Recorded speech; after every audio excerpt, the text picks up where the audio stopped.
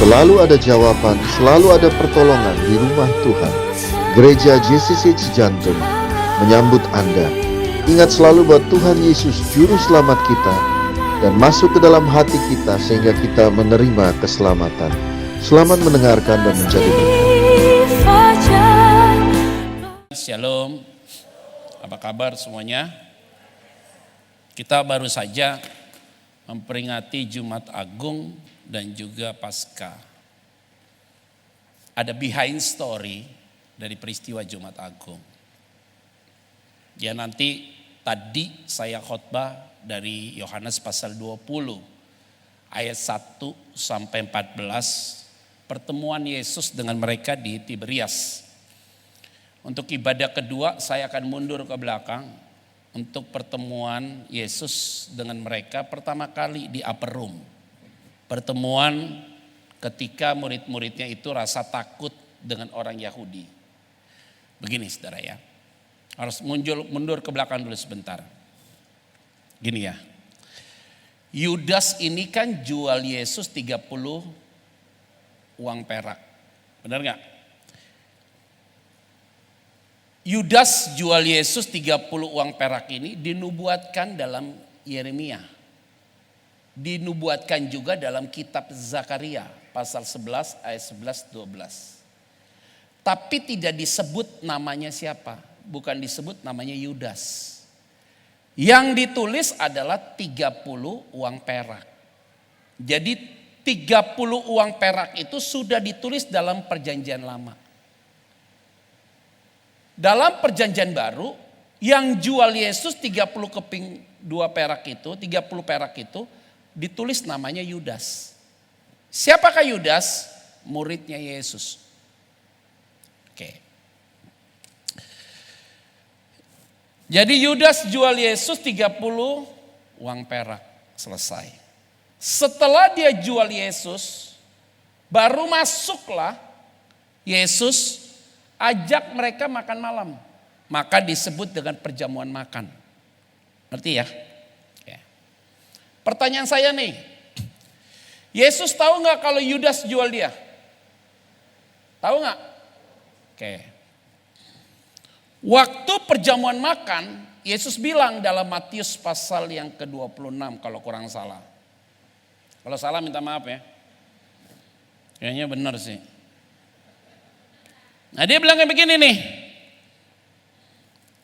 Celakalah dia yang menjual anak manusia, yang menyerahkan anak manusia. Kalimatnya. Maka pantaslah orang ini tidak dilahirkan. Itu bahasa yang disampaikan Yesus dalam perjamuan makan. Karena sebelumnya Yesus udah bilang kalimatnya, oh ini ada nih. Bener kan 26, untung gua gak salah ngomong loh. Ini multimedianya gua kasih angka A loh.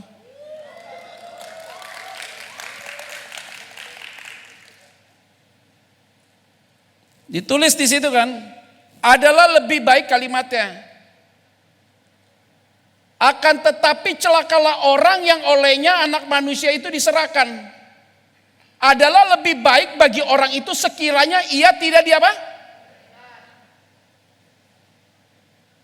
Ayat 25 tuh. Keras sekali 25. Lanjut aja. Yudas yang hendak menyerahkan dia itu menjawab, katanya, bukan aku ya Rabi, kata Yesus kepadanya, engkau telah apa? Padahal dia baru jual Yesus. Jadi memang Yudas ini keras hatinya, tebal hatinya, memang dia pantas dibinasakan. Lihat penjahat yang di samping Yesus. Yang satu bilang menghujat Yesus, kalau engkau Mesias selamatkan dirimu. Penjahat yang satu lagi ngomong, hei, kita ini pantas untuk dihukum. Orang ini gak pantas. Penjahatnya gak begitu yang ngomongnya, kan disalib ya. Gini harusnya, dia ngomong begitu, orang ini gak pantas. Yesus, Kalau engkau kelak datang sebagai Mesias, ingat akan aku. Yesus bilang apa? Hari ini engkau bersamaku di Firdaus. Orang ini menghujat Yesus. Orang ini menerima Yesus. Yudas di dalam ringnya Yesus, jual Yesus, diingatkan Yesus, tidak sadar. Bukan aku ya Rabi, harusnya dia ngomong apa? Aku orangnya. Yesus ngomongnya keras loh. Celakalah orang ini. Dan pantas dia tidak dilahirkan. Itu Yesus kasih kode keras sama Yudas. Kodenya keras banget tuh. Tapi Yesus tidak tunjuk mukanya Yudas. Yesus harusnya bisa ngomong gini. Ya das. Lu mau nepu gua lo. Jelas-jelas lu baru jual gua 30 uang perak. Yesus gak lakukan itu. Yesus bisa tunjuk hidungnya. Dikasih kode keras saja sama Yesus. Celakalah orang itu. Yang menyerahkan anak manusia. Dan pantas orang itu tidak dilahirkan. Itu dikasih kode keras. Harusnya Yudas langsung jawab. Aku orangnya. Aku minta maaf. Itu fair. Kenapa Yesus tidak to the point sebut nama Yudas? Karena dia udah jual Yesus. Berkat apa yang kita dapat? Saya kasih tahu nih.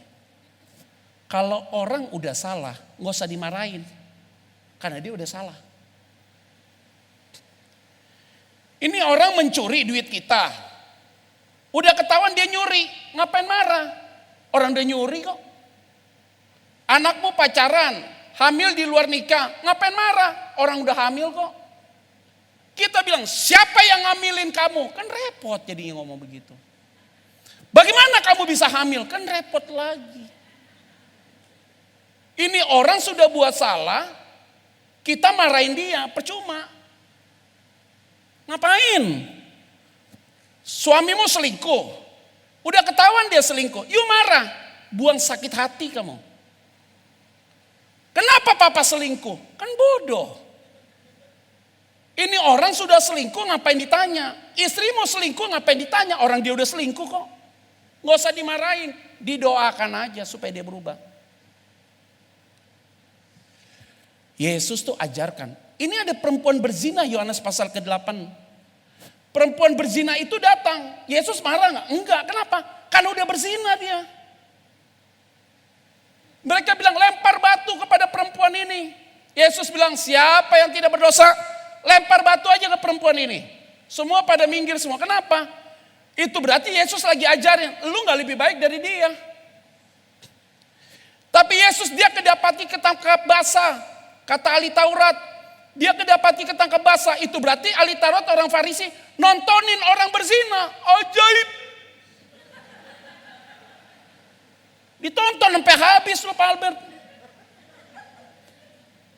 Udah tahu orang masuk kamar hotel mau berzina, lu tegur dong. Lu jangan masuk kamar hotel ya, lu mau berzina ya. Ini dibiarkan masuk kamar hotel, ditonton dulu baru ditangkap. Kan ngaco itu kayak gitu. Itu ada polisi tuh. Dikerjain tuh Pak. Yang pancing orang kasih narkoba ditangkap. Nakal nih polisi model begini nih. Taruh narkoba, tangkap, baru dimasukin. Nakal kamu. Ini orang kayak begini gak pernah takut Tuhan saudara. Yesus bilang, siapa yang tidak berdosa lempar batu ke perempuan ini. Yesus bilang sama perempuan itu, enggak ada yang kan yang lempar batu, enggak ada. Pergi dan jangan berbuat dosa lagi. Kenapa Yesus? Enggak perlu marah. Ngapain marah sama perempuan ini? Orang dia udah salah kok. Orang itu kalau buat dosa, masuk ke gereja aja, nggak usah kamu tuding, dia udah merasa bersalah di gereja. Rangkul dia, dirangkul. Pergi dan jangan berbuat dosa lagi. Ini orang datang tatoan, kamu usir dia dari gereja. Nggak boleh ke gereja, ngapain orang tuh tatonya nggak bisa dirubah? Udah, jangan ditambah lagi tatonya. Tatonya sini semua. Semua tato setengah mana. Bilang sama dia jangan dibuat lagi di sini. Ya orang udah buat lu mau marah. Capek hati bos. Capek fisik. Dia udah tipu kamu marah sama dia. Ngapain? Oh, buang tenaga. Tapi dia ngomong sama Petrus. Petrus, sebelum ayam berkokok, engkau sangkal aku 3 kali ya Petrus. Kenapa sama Petrus dia to the point sebut nama Petrus? Karena Petrus belum jatuh dalam dosa. Kalau dia belum jatuh dalam dosa, harus dikasih teguran supaya dia jangan jatuh. Itu yang benar begitu. Marah sama orang jangan waktu dia sudah salah. Belum dia buat salah, dikasih tahu supaya dia jangan salah. Sayang, yuk mau pacaran nih, iya. Jangan berzina ya, dikasih tahu. Yuk deket sama tuh cowok ya, jangan berzina ya, kasih tahu. Pak lu mau bisnis sama orang itu ya, gue kasih tahu ya Pak, jangan sampai lu ketipu sama dia. Dikasih tahu. Mau bisnis nggak dikasih tahu, udah ketipu baru dimarahin. Kan gue bilang apa? Ketipu kan? Kapan lu ngomong?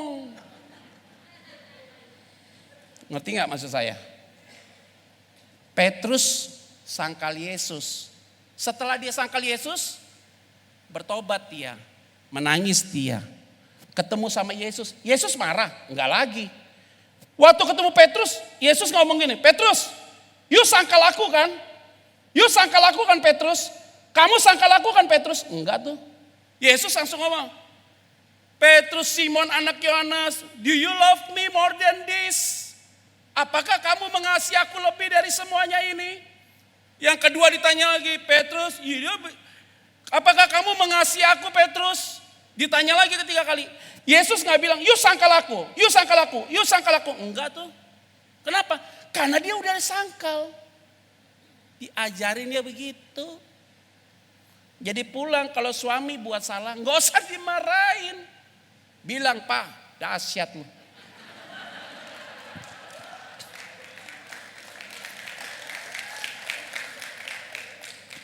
Udah tahu istri lu buat salah pas pulang, mama yuk keren banget.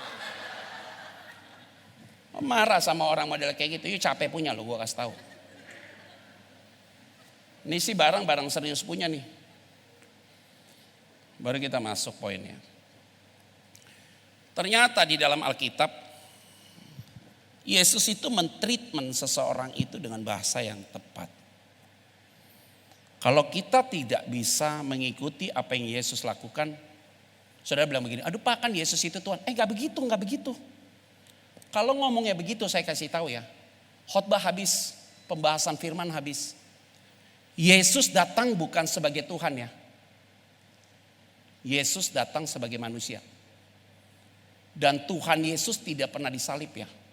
Yang disalib itu Yesus sebagai manusia. Tuhan Yesus kalau disalib itu berarti teologi kita salah. Itu berarti pantas orang di luar sana bilang Tuhanmu mati. Tuhan kita gak pernah mati. Yang mati Yesus sebagai manusia. Yang bangkit Yesus sebagai Tuhan. Dan Yesus tidak pernah dibangkitkan loh. Dia membangkitkan dirinya sendiri. Karena dia adalah Tuhan. Buktinya apa? Kain kafan ada. Kain bekas kepala digulung rapi di samping kepala dia. Itu berarti dia yang gulung. Kenapa dia yang gulung? Ingat nasihat papa mamanya. Bangun tidur jangan lupa. Lipat selimut lo. Bersihin tuh spray lo. Simple banget lah ikut Tuhan, gak usah repot-repot bos. Waduh Pak kan Yesus Pak sabar. Gak begitu. Apa yang Yesus rasakan kamu juga pasti rasakan. Yuk kita buka Alkitab. Yohanes 20 ayat 19 sampai 29.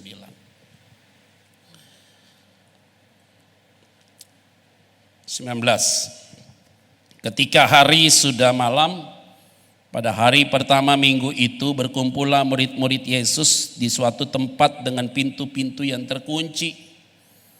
Karena mereka takut kepada orang-orang Yahudi. Pada waktu itu datanglah Yesus dan berdiri di tengah-tengah mereka dan berkata, damai sejahtera bagi. Harus begitu Pak Bu. Waktu Yesus mati, murid-muridnya semua pada kabur. Dulu follower Yesus, Yesus disalib, unfollow. Kabur semua. Hanya tinggal satu follower Yesus. Siapa? Perempuan yang berzina ketangkap basah ada di bawah salib Yesus. Yang tetap jadi follower sejati. Yang lain unfollow. Biasa begitu. You lagi di atas, orang follower you. Kamu lagi turun, orang unfollow kamu. Lagu lama itu, lagu lama.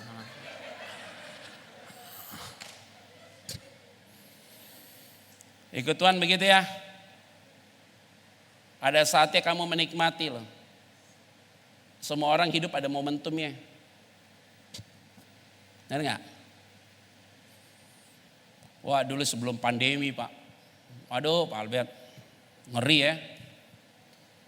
Kadang-kadang jemaat ngelihat pendeta tuh heboh banget ya. Yang khotbah siapa? Pendeta Petra. Waduh heboh lu. Keadaan langit dan bumi memuji Tuhan lu. Saya kaget-kaget loh. Saya pernah khotbah ngeliatin jemaat itu sampai duduk di karpet sampai ke atas itu berapa kali khotbah begitu. Ya datang jemaat begitu ya.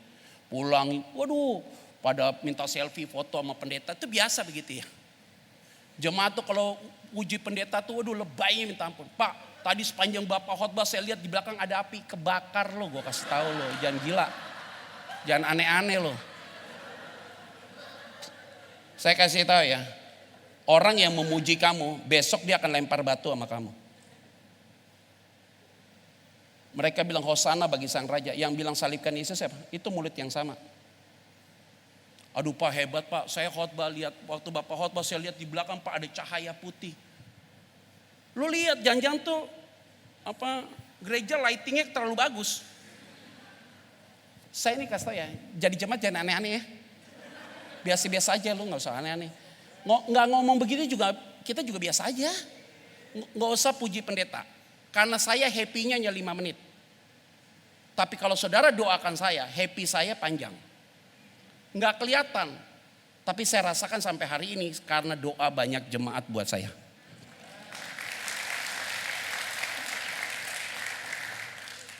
Ada amin gak nih? Orang udah ketakutan, Yesus datang. Masuk ke dalam pintu, damai sejahtera bagimu. Itu keren tuh. Orang lagi takut, damai sejahtera bagimu. Sejuk. Ini orang takut, Pak saya takut. Besok mati kayaknya lu. Hari ini ingat baik-baik ya.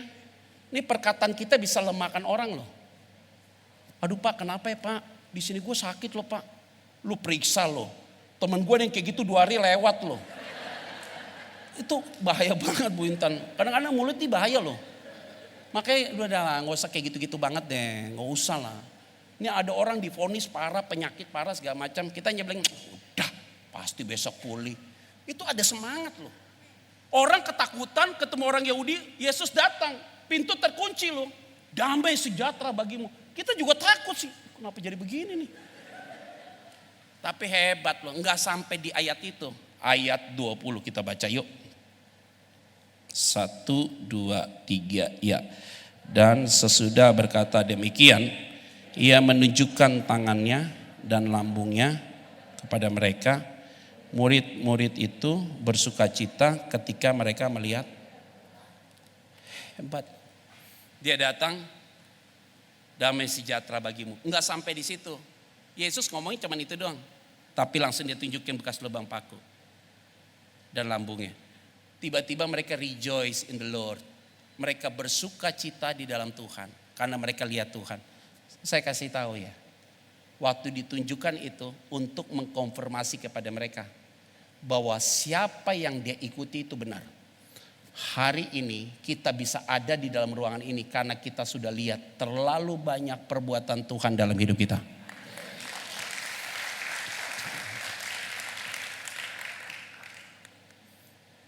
Enak ya ikut Tuhan ya. Ikut Tuhan tuh ngeri-ngeri sedap ya. Jantung mau keluar gak jadi lagi loh. Pak Bu, jangan pikir jadi pendeta gak ada pergumulan. Saya kasih tahu dahsyat dan ajaib. Nih Bu Intan apa Albert jadi gembala ya. Kalau jadi pembicara tamu sih enak. Lempar bom pulang. Jadi gembala susah punya loh. Selesai khotbah, saudara pergi liatin satu-satu. Lihat ada jemaat mukanya mesem sedikit nih, kenapa nih, kayak jemaat gak suka sama gua nih, gitu begitu. Kepikiran punya loh barang itu. Aduh gak gampang loh saudara. Saudara datang cerita sama gembalamu, aduh nih Pak begini. Gak gampang saudara. Hati gembala sama hati penginjil beda loh. Penginjil enak, khotbah pak, pulang. Bawa tentengan. Udah itu standarnya gitu.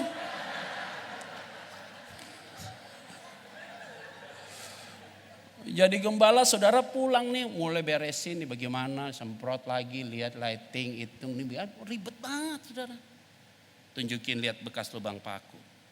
Tiap hari kita mengalami Tuhan kan.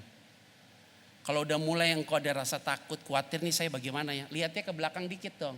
Ya ilah dulu sudah mau mati aja Tuhan tolong. Sulit apapun Tuhan tolong. Masa sih hari ini Tuhan gak tolong. Karena dia terlalu banyak buat tolong saya. Hari ini pasti Tuhan tolong kita dengan cara yang ajaib.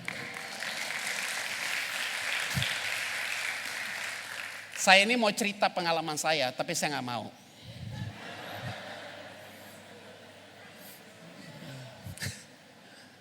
Nanti pikirnya gini, enak banget ya jadi pendeta, punya pergumulan langsung dijawab Tuhan. Saya gak mau rusak pikiran saudara, biar gue yang rasakan.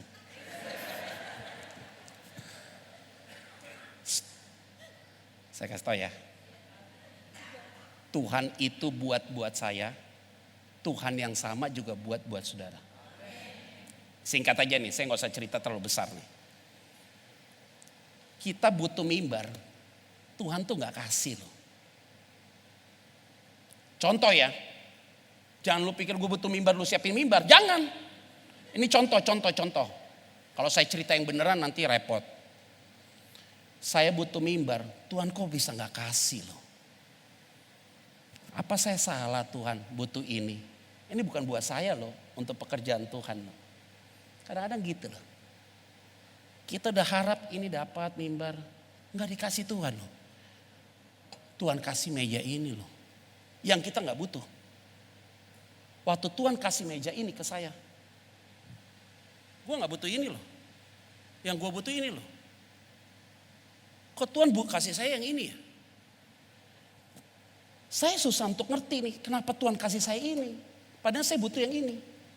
Tapi uniknya, di dalam kebingungan saya, kegalauan saya, kenapa yang saya minta Tuhan tidak kasih, malah Tuhan kasih saya yang ini.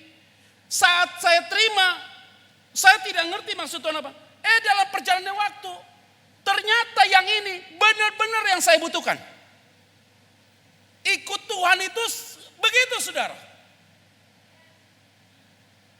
Sama ya kita ya.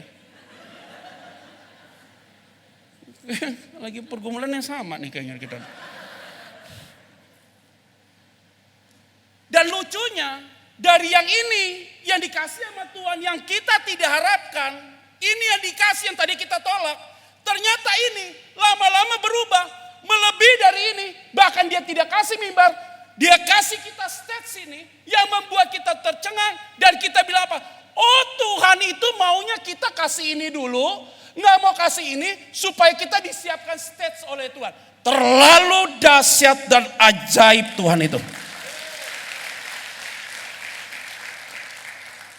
Kayaknya udah mulai paham nih gue dapat apa nih.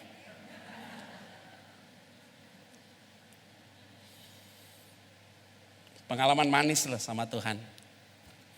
Kejut-kejutan ya. Hari ini saya mau tanya. Dari tahun 2020 sampai dengan hari ini, masa pandemi. Siapa yang di sini gak bisa makan? Coba angkat tangan. Gak ada. Begitu. Siapa di sini tahun 2020 sampai hari ini yang selalu lihat pemeliharaan Tuhan, berkat dari Tuhan melimpah? Coba angkat tangan. Wow, itu berarti kita berdoa pandemi tetap berjalan.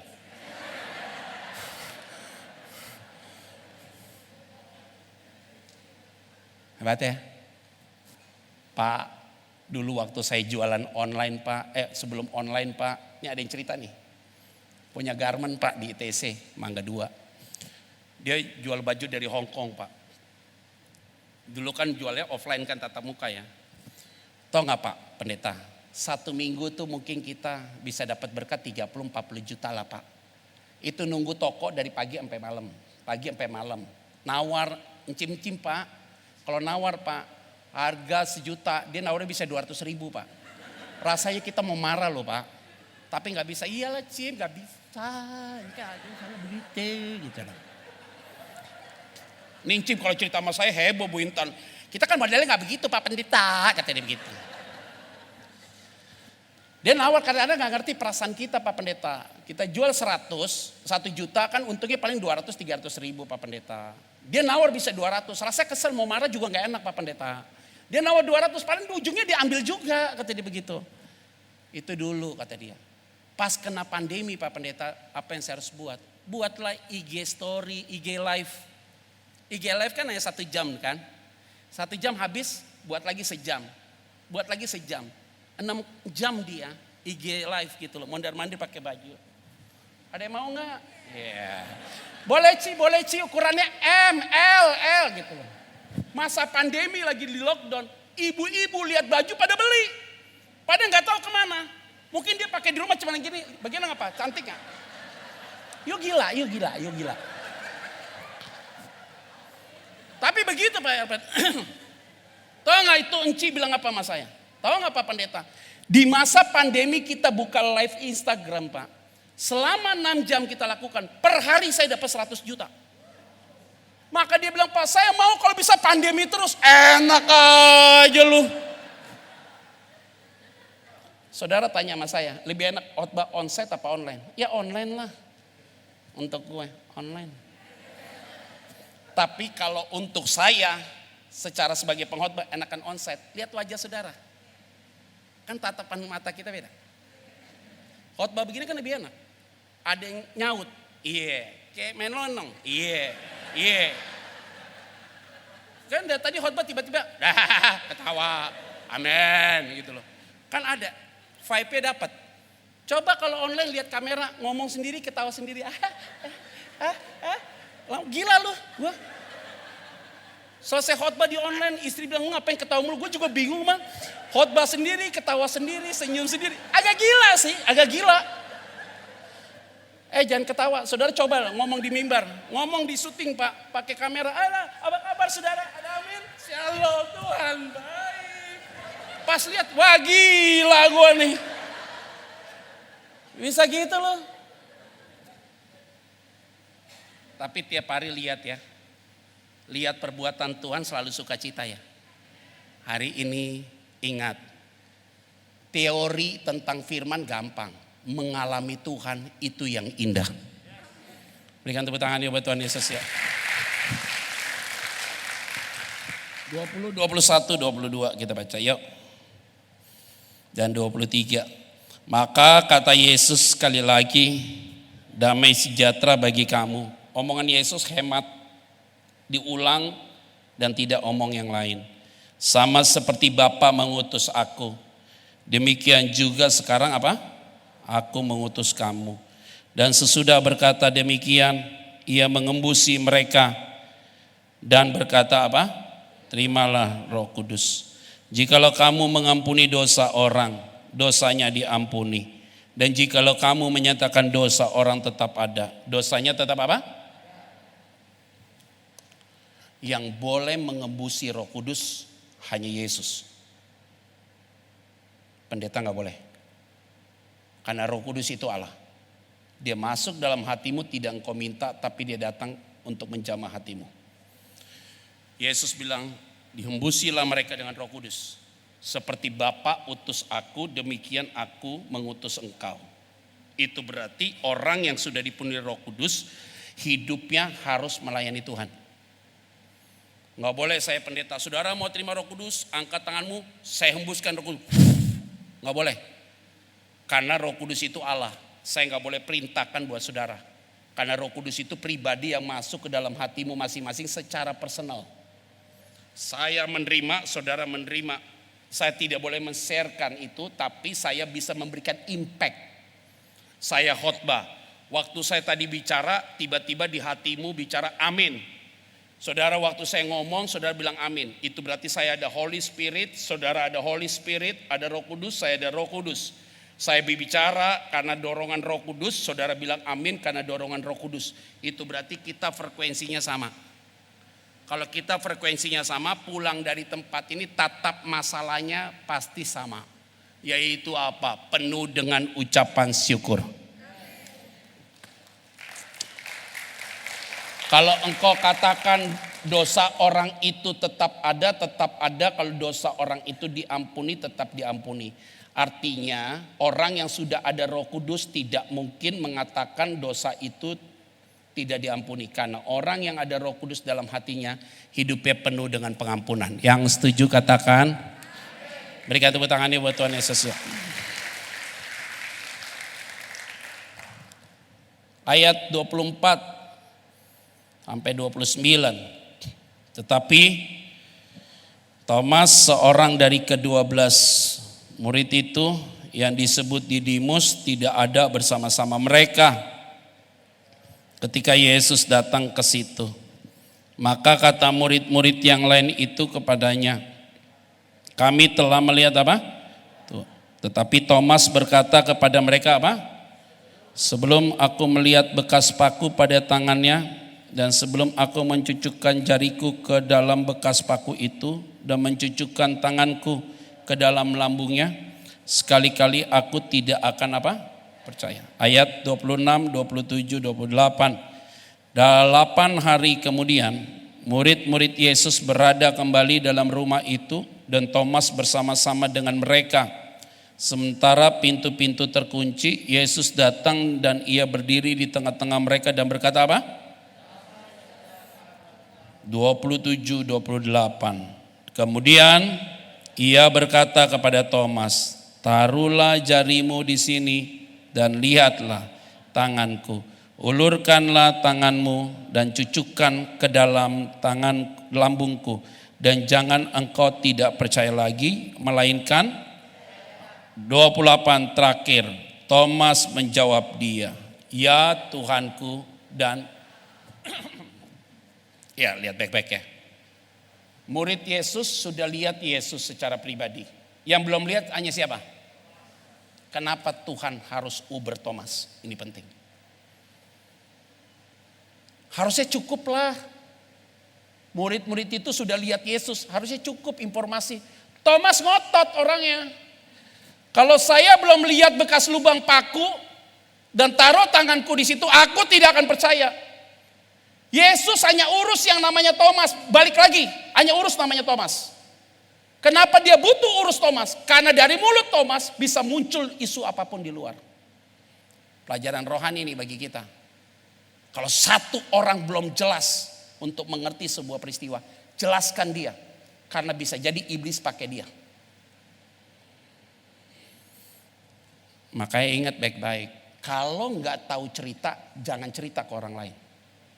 Tapi kalau tahu cerita pun jangan juga harus cerita ke orang lain. Saya bilang begini ya. Kalau kamu punya masalah jangan cerita sama orang. Kalau kamu punya masalah cerita sama orang, 20% mereka tidak peduli sama kamu. 80% saya kasih tahu ya. Mereka senang kamu punya masalah. Dan jangan cerita kamu sedang sukses, kamu berhasil. Jangan. Karena gak semua orang happy kamu sukses dan berhasil. Jadi pas saya ngomong sama siapa? Gak usah ngomong.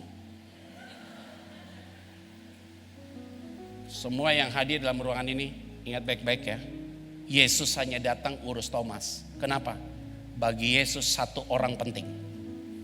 Hari ini siapapun kita, jangan pikir suamimu, istrimu, anakmu, orang tuamu, menantumu, mertuamu dan segala macam gak bisa berubah.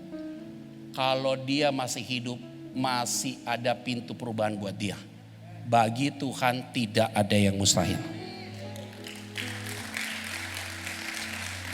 Ayat terakhir yuk kita baca. Ayat terakhir. 29. 1, 2, 3. Ya. Kata Yesus kepadanya, karena engkau telah melihat aku, maka engkau percaya. Berbahagialah mereka yang tidak melihat namun apa? Berbahagialah mereka yang tidak melihat namun apa? Hari ini kita nggak lihat Yesus ya, secara fisik ya. Tapi kita rasakan kuasanya sampai hari ini. Kita nggak lihat dia secara fisik, tapi hari ini pemeliharaan, perlindungan Tuhan bagi kita luar biasa. Maka hari ini ingat baik-baik, tetap kuat dalam Tuhan. Apapun yang terjadi, kita akan bersama dengan Tuhan. Pegang terus janji firman Tuhan. Hidupmu tidak akan pernah tergoyahkan. Selamat hari Minggu. Tuhan Yesus memberkati kita semua. Shalom.